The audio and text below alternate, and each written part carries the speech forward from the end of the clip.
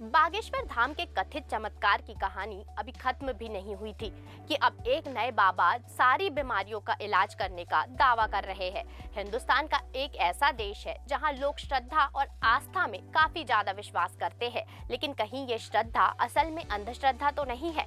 इस पर आखिर भारत की जनता कब विश्वास करेगी? दरअसल बागेश्वर महाराज तब सुर्खियों में आए जब नागपुर की उन्मूलन समिति ने उनके खिलाफ अविश्वास फैलाने का आरोप लगाया।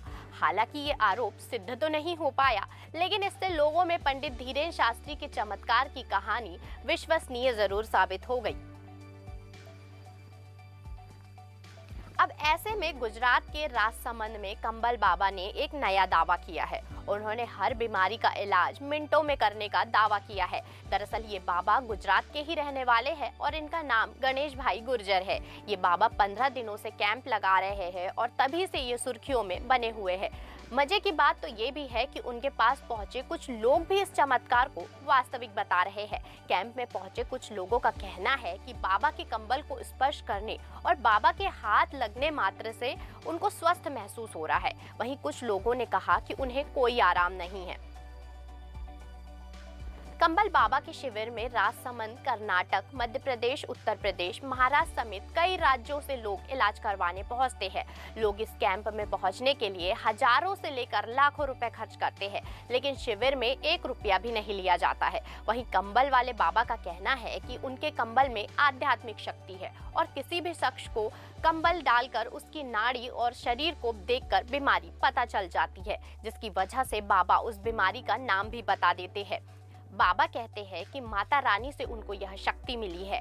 उन्होंने कहा कि उनको यह काम करते हुए 32 साल हो गए हैं और वह सुबह से लेकर शाम तक यही काम करते हैं। ऐसा करके बाबा हर महीने लाखों रुपए कमा लेते हैं। वहीं अगर कोई पढ़ा लिखा व्यक्ति भी दिन भर मेहनत भी करता है, तब भी उसे इतनी तनख्वाह नहीं मिलती जितना एक बाबा अपने कथित चमत्कार से कमा लेता है।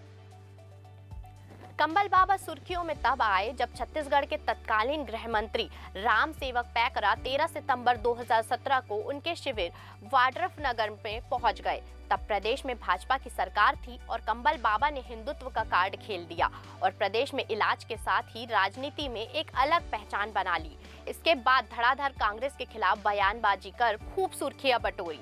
फिर इसके बाद जैसे ही छत्तीसगढ़ में सत्ता परिवर्तन हुआ, कंबल वाले बाबा अंडरग्राउंड हो गए।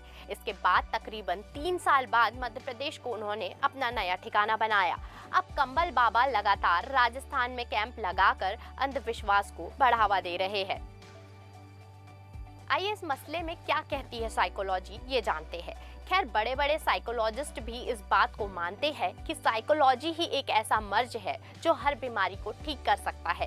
तभी तो आपको याद होगा कि एक बार एक मरीज को डॉक्टर ने सिर्फ ऑपरेट करने की बात कही थी और ऑपरेशन के पहले ही उसने दिमाग में नेगेटिव विचार लाकर खुद को मौत की नींद सुला लिया था। विशेषज्ञ कहते हैं कि जब आपका दिमाग नेगेटिव विचार लाता है तो ऐसे में आपके शरीर में कुछ ऐसे केमिकल्स रिलीज होते हैं जो आपको नुकसान पहुंचाते हैं।